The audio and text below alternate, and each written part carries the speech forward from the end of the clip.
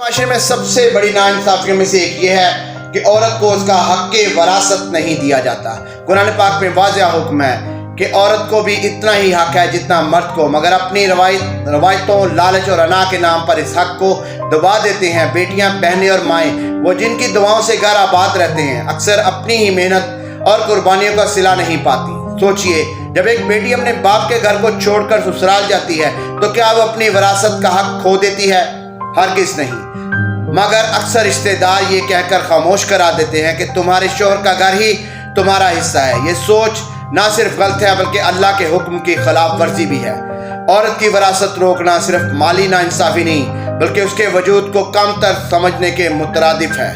ایک عورت جب محروم رہتی ہے تو نہ صرف وہ بلکہ اس کے بچے بھی مشکلات کا شکار ہوتے ہیں، اور یہ یوں محرومی نسلوں میں منتقل ہوتی جاتی ہے۔ اب وقت ہے کہ ہم اپنی سوچ بدلیں۔